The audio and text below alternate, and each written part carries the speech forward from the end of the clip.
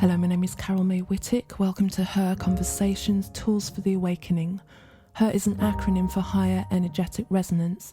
This is the optimal state to embody in order to attract our highest desires. What is the awakening? This is the moment in time when humanity rises up out of the darkness. Who is awakening?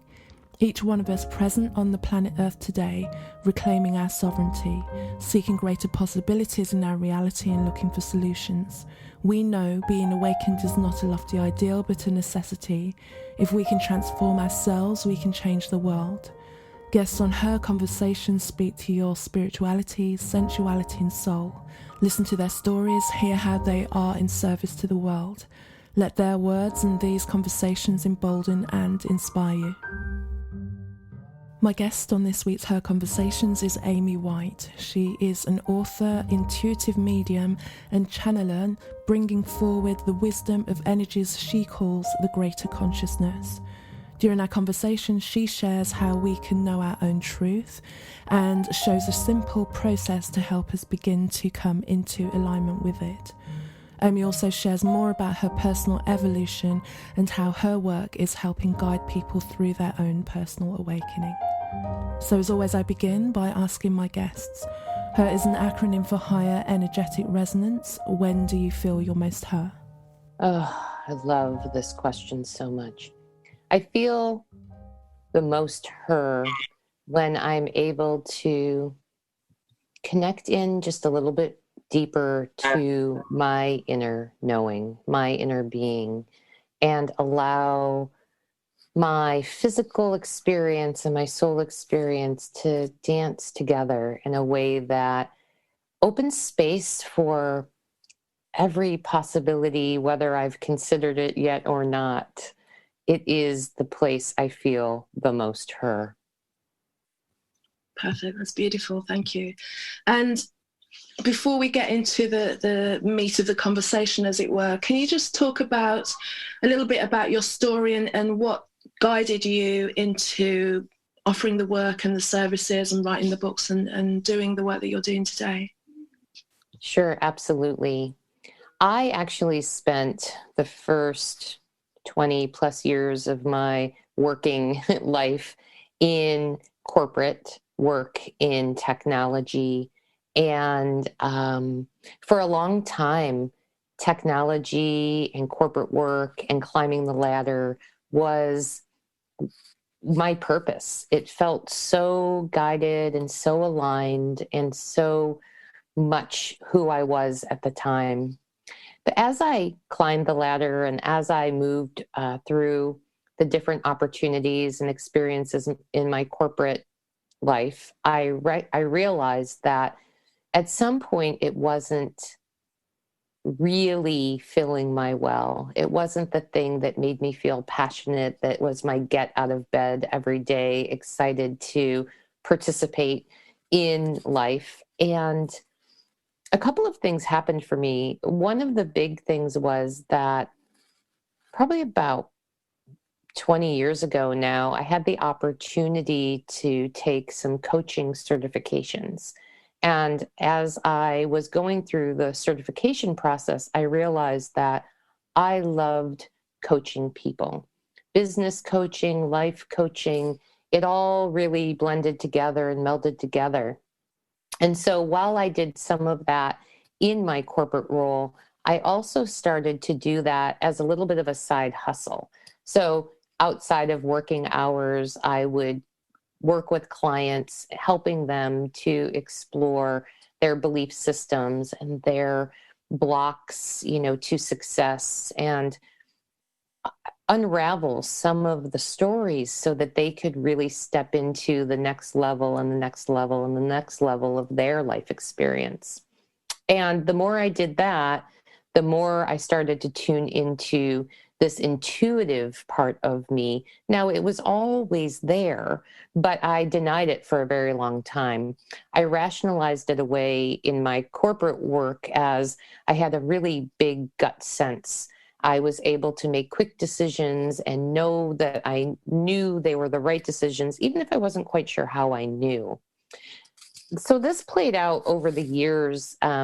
I did the corporate work as a means to an end to pay my bills and all of that. And the coaching was sort of that part of me that gave me the light and the passion and the reinvigoration of excitement about being a participant in my own development as a coach. And also, it flowed into the corporate work I was doing. So when I decided to leave the corporate arena about 10 years ago now, I decided I would take that coaching work I was doing and launch it as a full-time practice. But I didn't come out at that time in the intuitive space. I still stuck to the more traditional coaching models and coaching offerings, but using the intuition, which had been more and more fine-tuned over the years, as a way to guide and direct my coaching work with my clients. And then I had a long-term client who, at the end of a call, I had said to her, I pulled some tarot cards before the session, which was something that I was doing at the time, just to give myself a basis for where to start the coaching process each time. And she said, oh, that's so cool. Tell me a little bit more about it. And so I ended up doing like this mini tarot read with her. And she said at the end of this conversation, why aren't you doing this work? And it was like this huge gut punch in a way, and also this big aha moment of like, why aren't I doing this work? I knew that I was being guided to it more and more and more, but I was afraid. I was afraid for lots of reasons. Mostly I was worried about what people would think and if I would be taken seriously, and all of those small ego, small mind type worries. But it also was the turning point for me, because I started to then speak more and more about that part of my work. And the more I spoke about it and put it out into the world, the more people showed up wanting the intuitive work, the intuitive readings, the intuitive coaching. And then it just evolved from there. So it's been this really sort of this long road of very organic unfolding. As I was ready to step more and more into it, life provided opportunities for me to step more and more into it. Do you know if there's any background in your family or in your lineage of that? Because usually there's, even if we're not aware of it, there's something there. Have you ever investigated that, asked around, or? Yes, absolutely. Absolutely. So very interesting. As a young child, I must have been showing signs of intuition and probably the mediumship connections as well. So being able to connect with souls that have crossed over, because as long as I can remember back, I was being given messaging from my family of origin that it was bad to connect to anything that wasn't considered God. And really the truest, safest path to God was through the church. You know, that this wasn't something that I was supposed to be doing on my own. And I just readily accepted that as the truth and didn't spend a lot of time pushing against it, but really had built this belief system over the years of how, you know, if I were to connect this way, that somehow I was bringing evil or bad, you know, into the family, you know, whether it was my family of origin or my own family as I, you know, grew up and into adulthood. And so I spent a lot of time having to unravel those stories when I first started to really speak about this work. But then as I did speak about it, and especially as I spoke about it with my family, I realized that my father actually is very, very intuitive, and he gets a lot of his information through his dream state. And so he will have very profound dreams that are messages from spirit and messages from people who've crossed over. But I didn't know anything about that until I actually started talking about it as an adult, you know, with my family. And then I learned after that that my grandmother, my dad's mother, was actually very, very intuitive. And she really played a huge role after she crossed over, after she transitioned, in the awakening of my intuition and my ability and courage to step out publicly doing this work. Isn't that amazing when you find out these things? Actually, it's so. And you have a son. Have I got that right? Yes, I have two actually. Okay. Do you recognize? Do you see any of those gifts kind of coming through them, or do you recognize anything with them at all?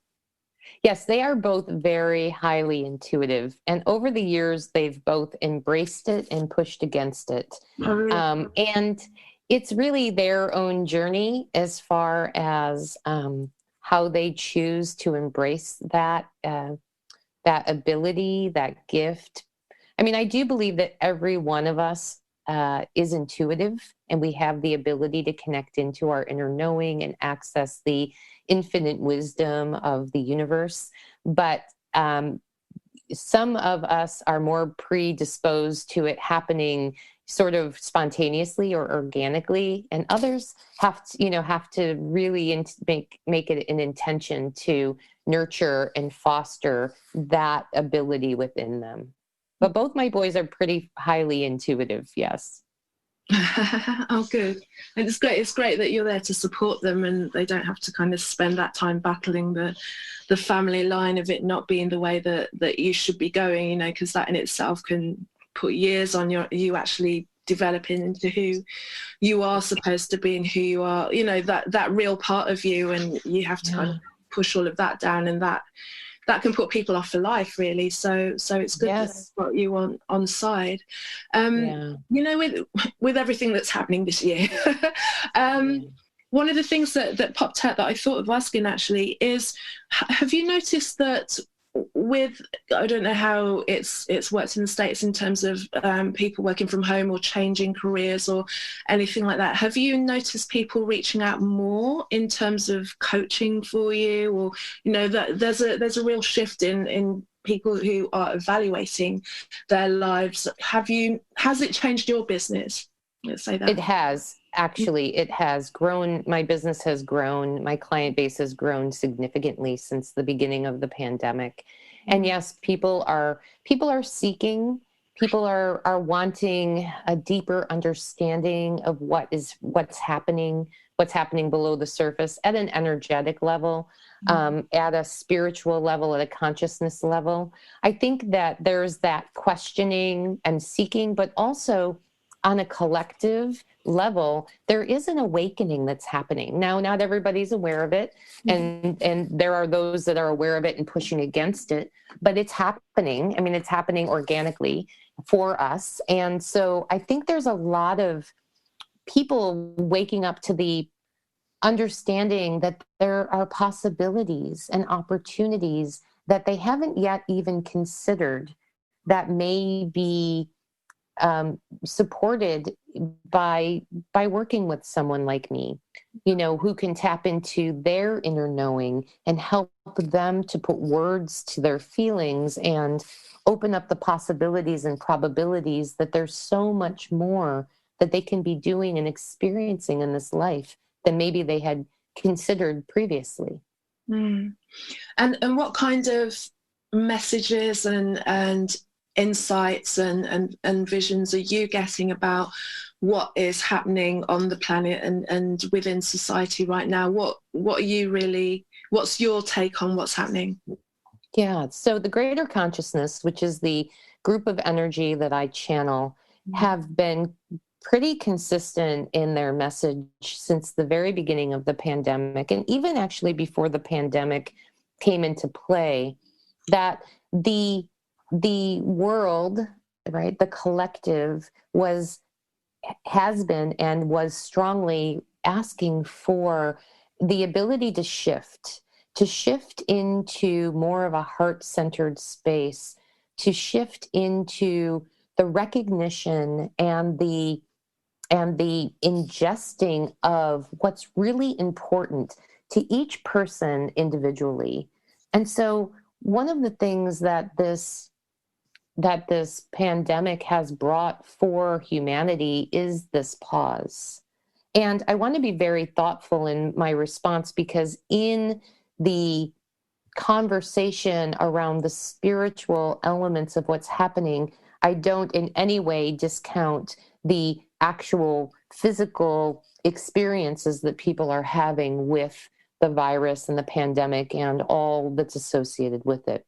Right. But the greater consciousness has shared that this pause really was and is a gift for us to receive. Maybe it doesn't feel like the kind of sparkly, magical, easy gift we would be asking for consciously, but it has given so many of us the opportunity to take some time to look at what is really important for us. What is it that we want in our lives? How do we want to feel? What do we want to be doing in the world that helps to create and co-create a more peaceful experience? And it starts with each one of us. It starts with this taking personal responsibility for our journey, discerning what is our truth, and not just taking in all of the external information and considering that to be truth, but really taking the time to discern what is our truth, how do I align with that truth, and then how do I move about the world using that truth as my guiding light or my lighthouse. And that's all been the gift of this time, is that exploration, that pivoting, the working from home. Especially I live on the West Coast of the US, and there's a lot of people and a lot of traffic, and going into an office has in the past really created a very long workday for many, with hours long commute both ways, and losing that time to be at home, to connect with the families, to connect with loved ones, to do their own processing. And so now this opening is here for people to shift to more and more that coming home to their home and coming home to themselves. It's really a magical opportunity for those who are willing to accept it as the gift that it is.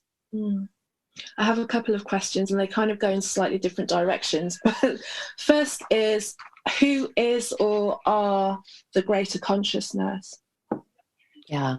So the greater consciousness is a group of energy that I've been channeling for many years. Actually, when I first started to connect with them, I didn't have a name for them, and it didn't really matter to me what their name was. I knew from the resonance of their vibration that they were the connection to the source of wisdom, right? Source, the inner wisdom, the outer wisdom of the universal consciousness.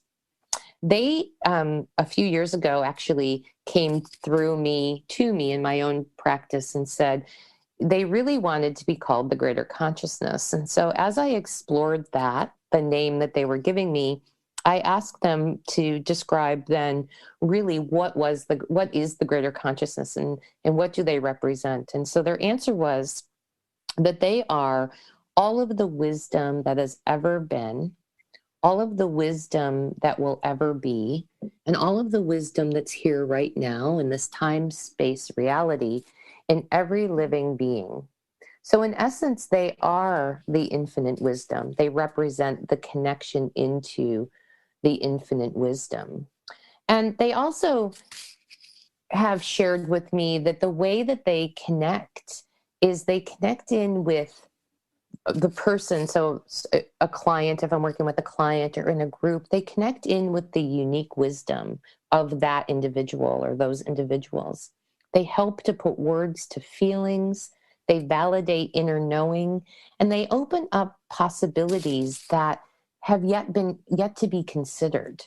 And so it's not so much this crystal ball of this is what your future is going to look like messaging. It really is This is what you already know. And we just want to bring this to the surface so that you can process it, so that you can integrate it, so that you can have awareness of it. And from there, step by step by step, start to unfold and allow the unfolding of the life that's really strongly calling you. Mm. Mm. And I'm going to stay on this tangent for a moment. This question it's got a personal edge to it, because this is something that I've been contemplating quite deeply recently as well. Would you say that channeling is something that's learned, or is it something that's allowed? I feel that it's something that's allowed, but there are so many different variables that go into that. I wasn't ready 20 years ago to allow channeling to come in. Right. I knew that I was a channel. I knew that I had this connection, but I had all of these stories that blocked my faith in moving in that direction. And so for me, it was an allowing, but it was also a learning. Mm-hmm. The learning for me had more to do with not taking classes to learn how to do it, but in the learning how to unravel my own personal stories so that I could allow more and more the information to come through and to be the clearest channel that I can be. But there are many out there that teach people, and I do as well, how to clear that debris, clear the muck, and really strengthen the connection so that they can allow for that information to come through in whatever way it does, because it's so unique for each one of us. Yeah. And what are you clearing when you're working on clearing someone? Well, for me, the work that I do is more about, providing the information for the clients to start to recognize where they may be blocking themselves and didn't even realize it. Very often it's in the stories that we tell ourselves about ourselves or about situations. As I was saying, like, I was told that connecting into anything that wasn't God through the church was bad. And so that was a story I had to unravel, and it blocked me for a long time. But as I unraveled it, as I cleared it, it opened space for me to be able to connect deeper. So in the work that I do, it's that type of clearing. It's helping to bring the stories forward so they can be looked at and accepted and acknowledged, and then new stories can unfold that are the deeper truth, that aren't the stories that we were handed as young children, or at any point in our life when we're handed a story that we accept because we don't recognize that it's actually a projection of someone else's belief and not necessarily our truth. Yeah. Thank you for that.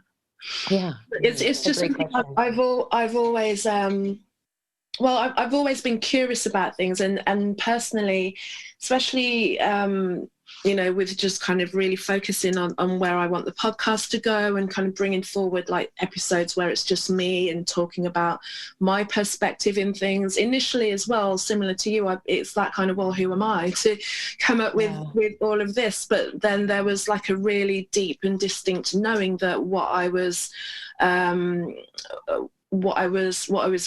and what I was putting forward wasn't just about Carol's opinion, and it's not that I have or had any name to it. And if I think over my lifetime, and I come from a background of church, I was born into the church and everything like that. And interestingly, I was saying to somebody earlier today, it's interesting how, having gone out of the church and throughout my life, explored lots of different modalities and practices, and bought different books and been on different things for spent a couple of years here and there and there and there, that I've kind of come back around to listening to the chapters of the Bible, but not kind of going into it in a dogmatic way, if that makes sense.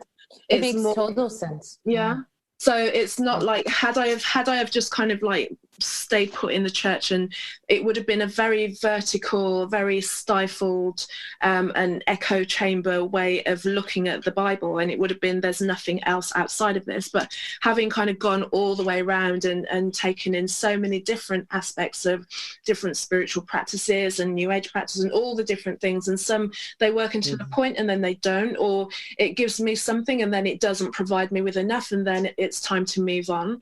Then have it, interestingly, then coming back around, and in particular where we're at right now, you know, in the world, seeing how even people who aren't necessarily heavily religious are and people within spiritual community that I have connections with, that was always very that had a kind of a particular opinion about the Bible. Let's leave it there. Are then going, do you know what, if we just kind of like, we know that not everything that's in the Bible is there, things have been taken out, things have been twisted, but there are elements of heavy truth and prophecy, and especially if we look at Revelations and things like that, if we kind of layer that and look at what's happening in the external world, a lot of it is written already, so we can see how there are parts within that are true. But for me as well, having taken this journey all around the houses, is that I've always had an interest in so many different, what you might consider to be esoteric or woo-woo, you know, things that get given these terrible derogatory kind of like flippant names, but have like a relative amount of resonance and power to them. And I just always like looked at myself as like an interested party. I'm like, oh, that's interesting, that's interested, that, and I'm just somebody who's open and interested to the idea of these things. Whereas what I'm realizing now more so is this is more than just a passing interest. This is like an ability that I've kind of put a shield up, and this is my own doing, you know, because there's elements of the church going, that's all the devil's work and all the rest, you know, the devil's work is kind of different to, you know, it's like, you know, they use aspects of it, but the devil's work is, and the devil's thing is a different kind of thing. There was that kind of layer of judgment that I was hearing, you know, that would shield me from it. So I'd be like, well, it's just something I'm interested in, you know. So I like talking to people who do that stuff, instead of really taking on board that this is something that's actually an ability of mine. So this is something that I'm looking at now, especially when we're going through this awakening period and awakening to all of our gifts, and it will be everybody really. And kind of going back to the two questions that I had, and the second question was, how is this awakening in your opinion, your vision, working on what I've put down as normal people, you know, not people who don't necessarily have a religious kind of belief or anything like that. I mean, they'll say, oh God, just because, you know, that's what we do when we're shocked, and it's interesting that we do that, but they haven't been in any kind of like spiritual practice or groups or everything, so they don't really necessarily have this language. So a lot of what we might be saying will just kind of be flying around their head, you know. It'll just sound too good to be true almost. Yeah, that, you know, if one aspect of society is ascending, we're going to be bringing everyone with us. So how can we, you know, there'll be people within our family or that we want to kind of assist in a way that is a language to them, without maybe overwhelming them with the language that we're happy using between ourselves. Right. I love this question. I mean, I think just going back to what you were sharing a moment ago, this idea that, you know, there's so much information out there. And one of the things that we've been kind of conditioned as a society is, and what you were saying, like this, there's one path and you could have stayed in that vertical, or we aren't always taught that you can explore. And you know what? There's beautiful stories and messages and information in so many areas. And I think that's the part of the awakening that people are going through now, even if they don't consider themselves to be spiritual. It's like there's this, like the purview has been open, like the peripheral vision is opening for people to just start to be open to the possibility that there's more to life than what they have been conditioned to believe or what they've been holding themselves so tightly to. And that exploration is what is really the basis of the awakening. You know, yes, there is this ascending that's happening, but the beautiful thing is that each one of us has the authority, the personal authority to awaken in whatever way feels good to us. And the more we allow the inquisitiveness, the questioning, the seeking to be part of our life, our mindset, the more and more information will start to come that we can be sifting and sorting through. So I personally, I don't have a belief that it's my job to convince anyone of what's right or wrong, or even what opportunities are there, or how they can expand their vision, or make space for more to be there. That's not my job.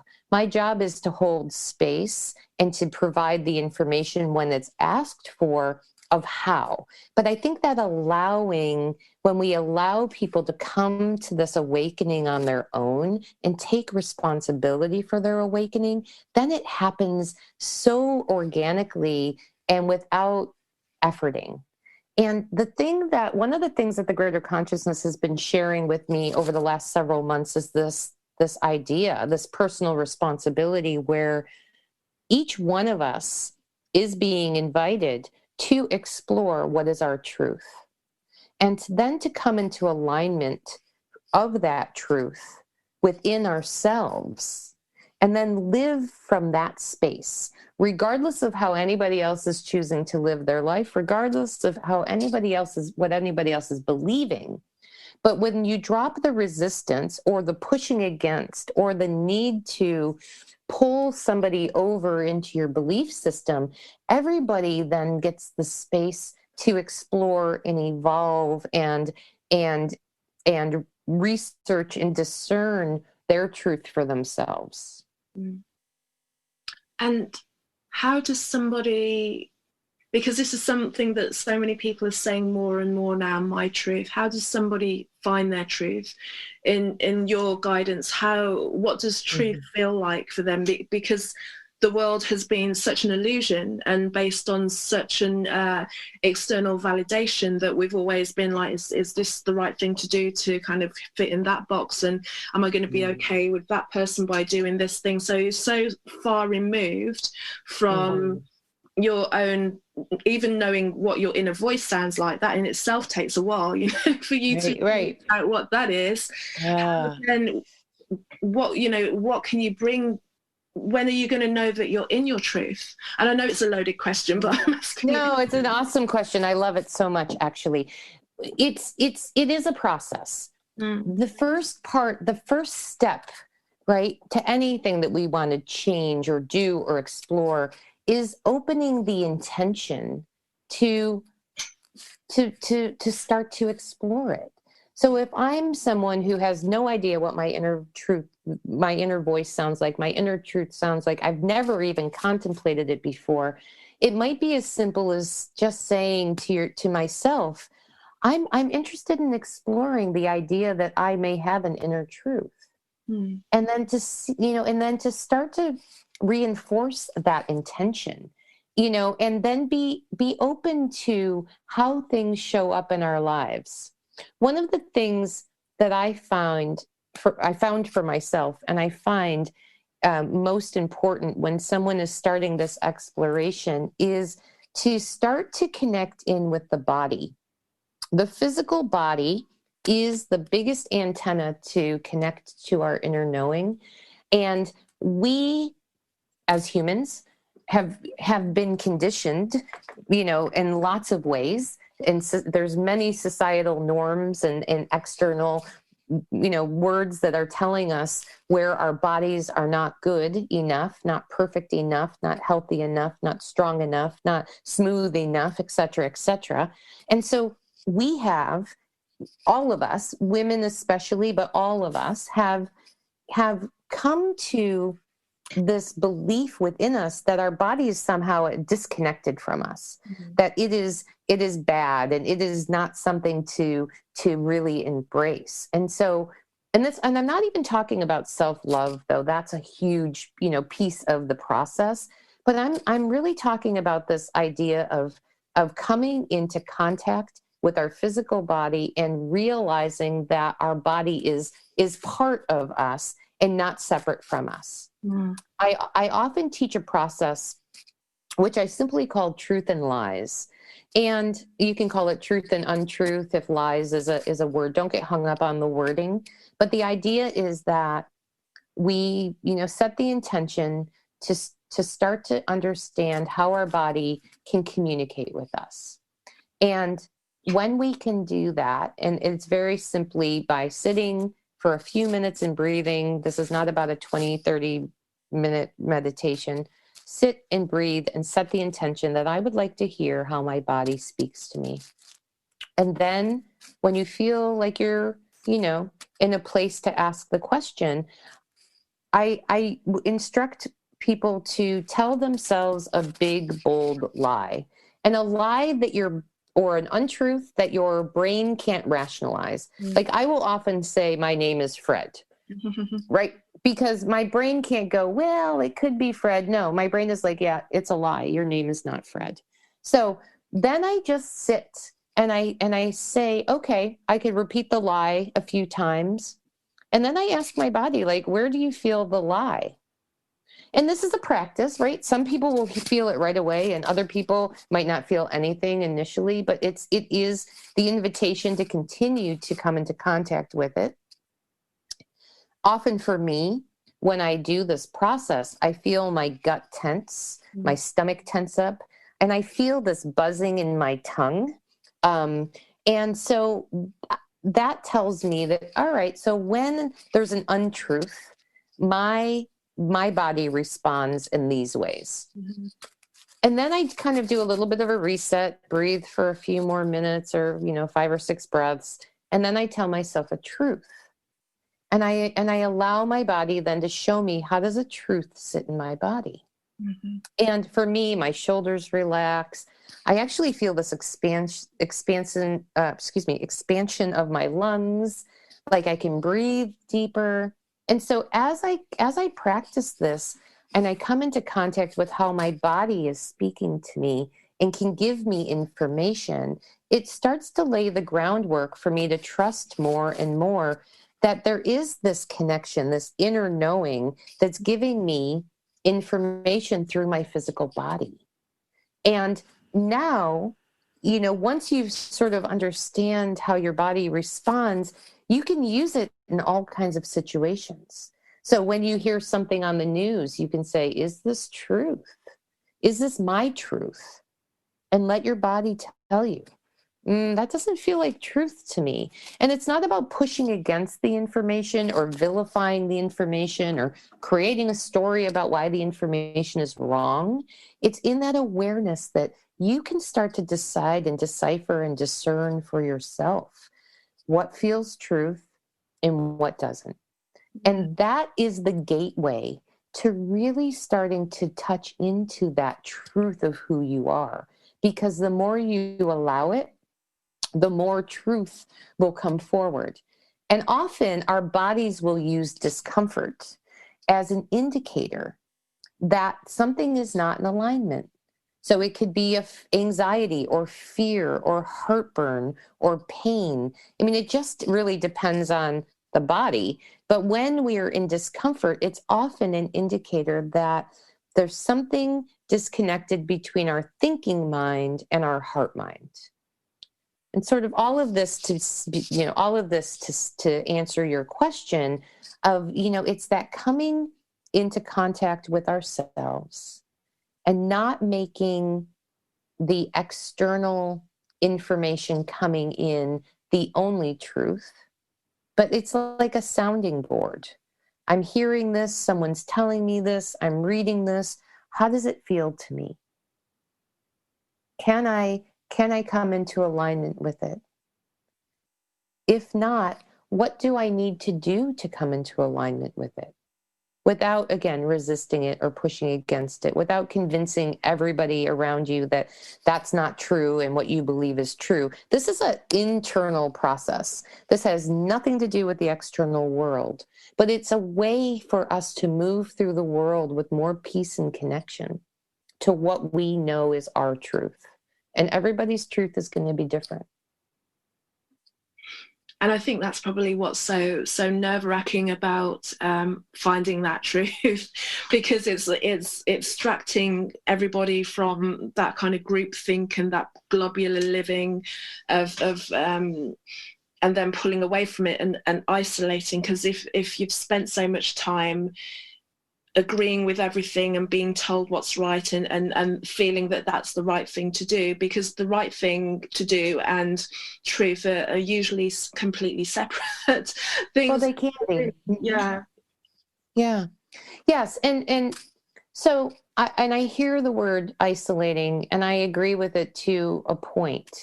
But I do also believe, and in my own journey, I've been shown this time and time again. When I connect to what I feel is my truth, it also invites others who are in the same or similar place, experiencing their truth. And I start to find that I'm surrounded by people that I can talk to and share with without the intention of convincing anybody that my truth has to be their truth, but just in the sharing of, hey, I'm hearing this or reading this, but it's not sitting with me exactly solid, but here's what does. And just being able to share that out is what keeps us in community. But it might not be the same community that you've surrounded yourself with, because there are those who are not yet tuning into their truth, that find that it's their path of least resistance right now is following what everyone else believes. Not making that bad. It's not bad. It's just where they are on their path, and it's okay if you're somewhere else on your path. And I suppose at that point it's more comfortable to be where everyone else seems to be, until there comes a point where you really start to tap into your own personal understanding and your own personal truth, and then to be part of the groupthink is then the part that feels uncomfortable. It's an interesting switch, really. It's that saying that when the bud becomes too uncomfortable staying a bud, it blooms. And so there is a timing here where you may or may not know it, but your internal voice, your internal knowing starts to tap on you a little bit. And tap on you. And I think the more your soul is sort of pulling you to start to explore the possibility that there's more, the possibility that there can be multiple truths, the possibility that life may not be exactly how it's being fed to each of us. And as the soul knocks on that door, it can start to feel uncomfortable. And I think sometimes we as humans have to get to a great deal of discomfort before we go, oh shoot, I'm going to have to bloom, because the blooming's coming. I can do it the easy way or I can do it the hard way, but I'm going to bloom.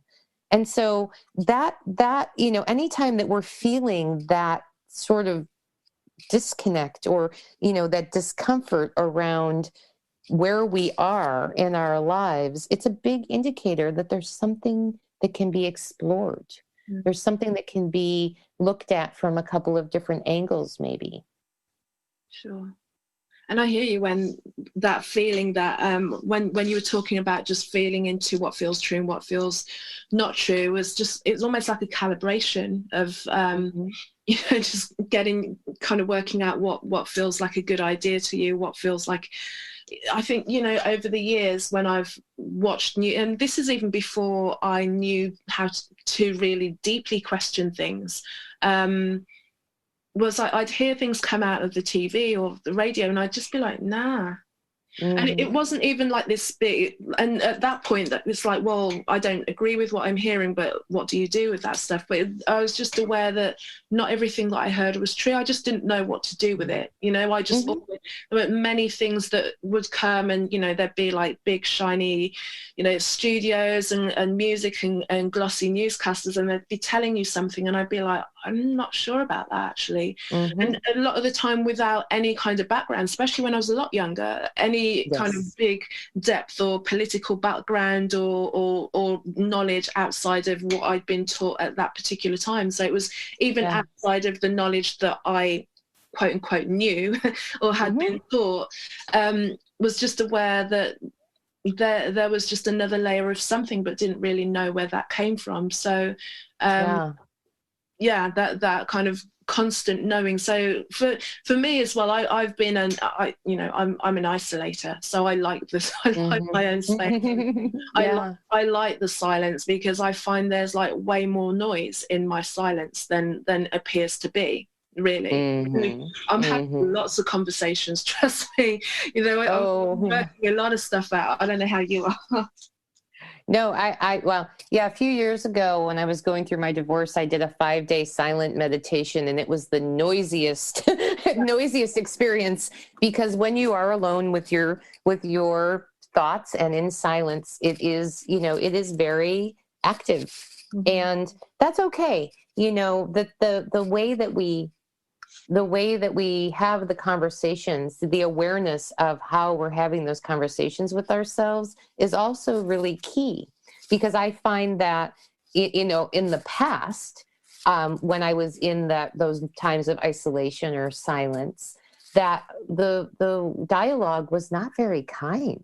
Right. And so again, another indicator that something wasn't in alignment for me, because our inner voice, our inner being is never going to speak to us that way.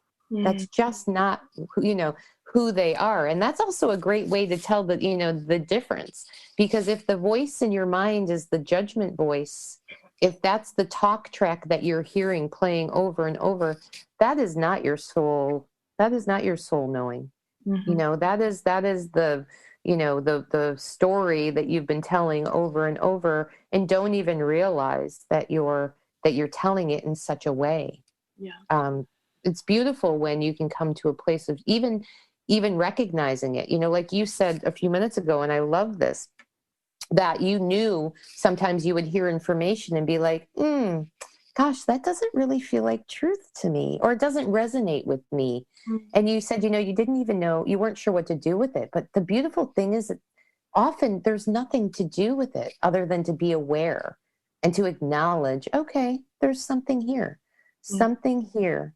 And the more that you acknowledge it, the more opportunity you will get to see where things don't resonate, that aren't in alignment, that aren't, you know, in alignment with your truth.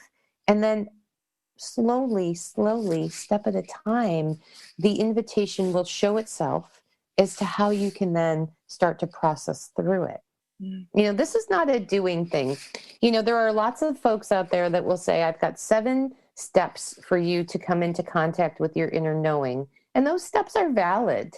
But the organic way that life can unfold will give us 7 of our own magical steps that doesn't have to follow anyone else's process, because that's where the juice is. That's where the aliveness is, when we can start to lean into what is our process, what is our unique set of steps, what is our unique breadcrumb.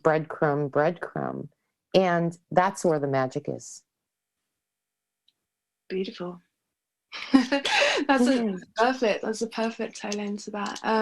Let me ask you these her conversations questions. So the first one, what would you say were the tools that have assisted in your awakening?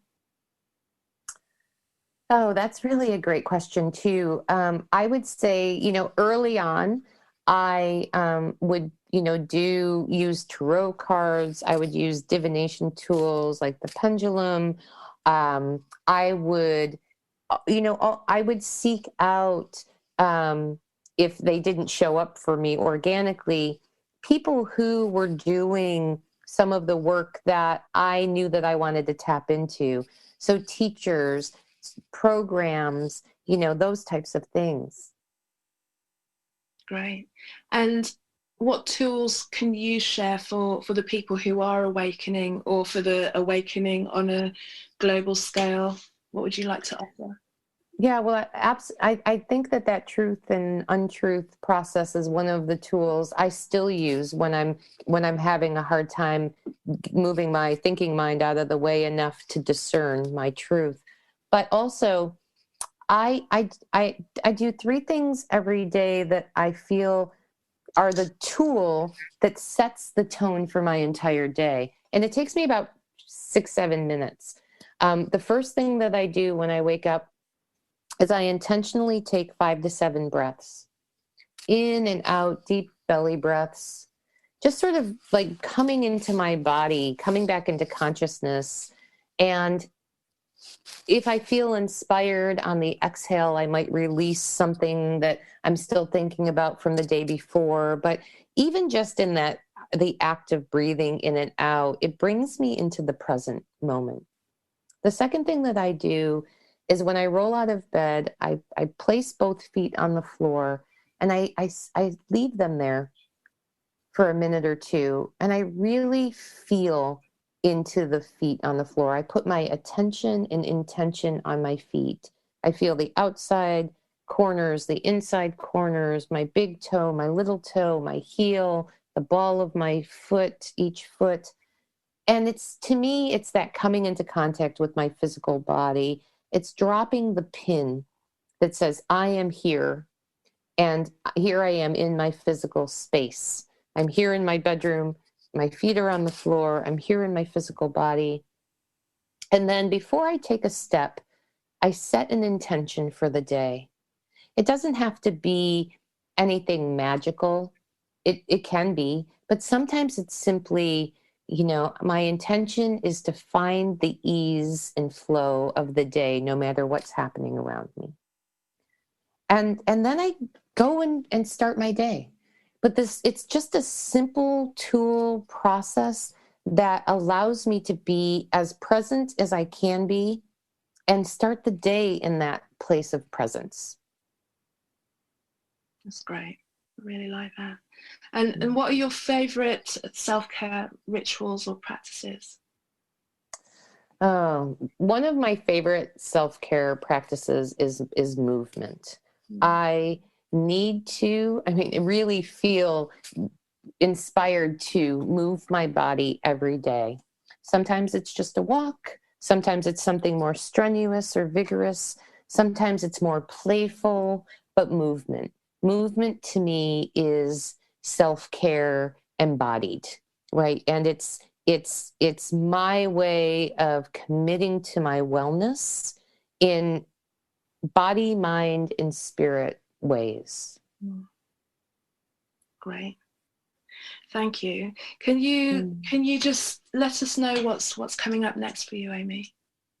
Absolutely. So at the end of this month, I am offering a free channeling call, which I do every month, where I channel the greater consciousness through Zoom. I do it on a Zoom platform, and then make time and space for attendees to ask questions, whatever question they might have, something that they're pondering, something that they would like validation on, or whatever their need or desire is.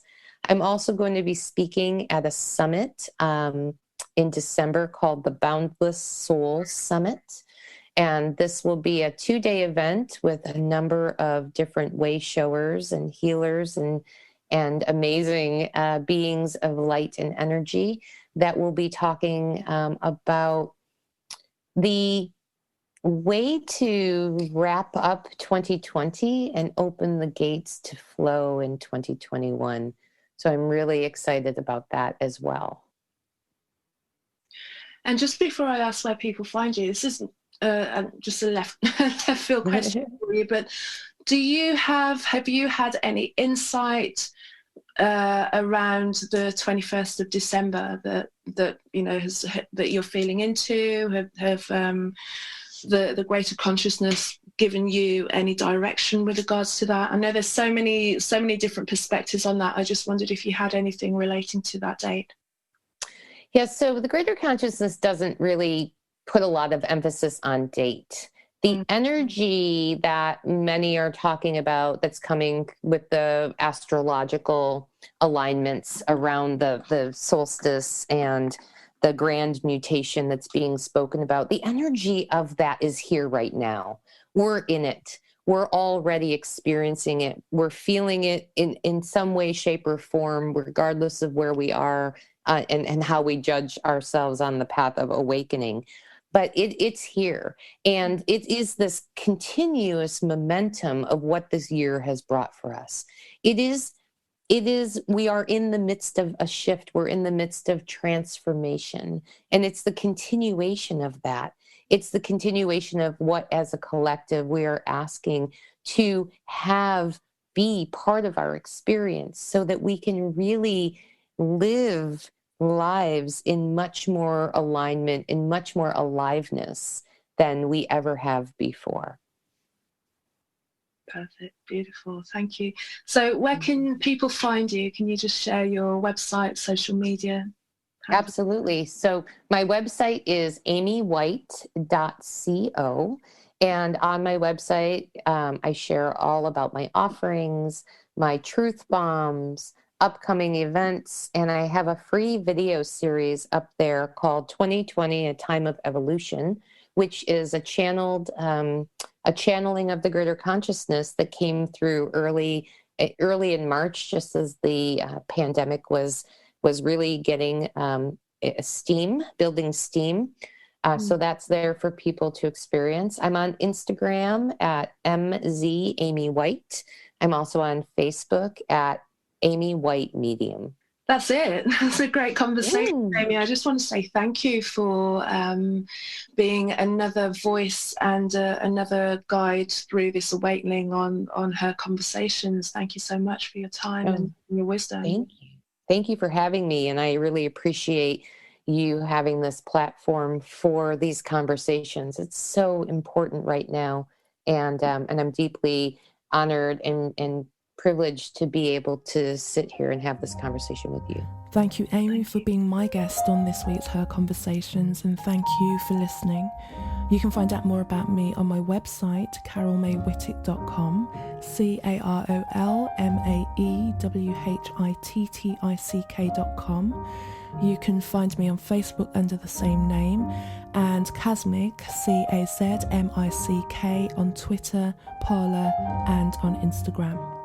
So until the next episode, enjoy your week. Thanks for listening again. Take care. Bye.